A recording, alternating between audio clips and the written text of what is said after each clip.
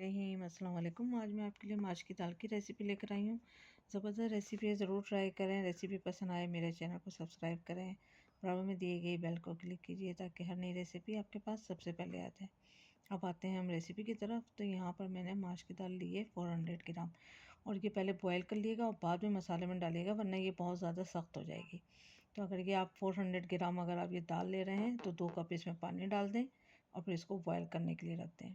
इतनी देर में वो बॉयल आती है, हम मसाला रेडी करते हैं। हाफ़ कप यहाँ तेल लिया, 2 टेबल स्पून हमने लहसुन अदरक का पेस्ट डाला, इसको 1 मिनट फ्राई करा। उसके बाद हमने बारीक कटी प्याज लिए 2 मीडियम साइज़ की, चॉप कर लें आप इसको अच्छी तरह बारीक बारीक। फिर इसको हमने गोल्डन होने तक फ्राई करना है। जब प्याज इस तरह से गोल्डन हो जाए फिर इसमें हम टमाटर डाल देंगे। टमाटर मैंने डिफ्रीज़ कर दिए थे और फिर इसका आराम से छिलका उतर जाता है। अगर आप चाहें तो प्यूरी इस्तेमाल कर लें। तो 3 टमाटर लिए हैं मैंने मीडियम साइज़ के।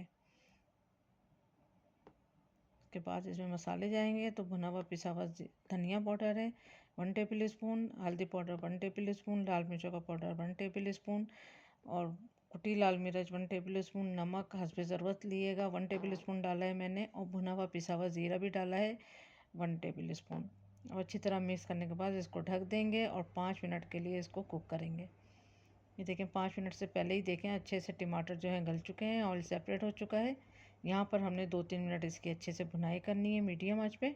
उसके बाद ये देखें दाल जो है वो बॉयल हो चुकी है। फिर इसके अंदर हम ये दाल डाल देंगे और ये फुल कुक दाल है। और इसमें 1 गिलास हमने गर्म पानी ऐड करा। अब अच्छी तरह इसको करेंगे मिक्स, और बहुत अच्छी तरह मिक्स करने के बाद इसको ढक के 10 से 15 मिनट हल्की आंच पे कुक करेंगे ताकि सब मसाला और फ्लेवर एक सा हो जाए। 15 मिनट गुजर चुके हैं, पानी भी देखें ड्राई हो चुका है और दाल भी अच्छे से गल चुकी है। अब हरा धनिया डाला, अदरक डाली और हरी मिर्चें डालें और मज़ेदार सी दाल तैयार है। उम्मीद करती हूँ आज की रेसिपी आपको पसंद आई होगी। Thank you for watching. दुआओं में याद रखें, अपना ख्याल रखें। अल्लाह हाफिज़।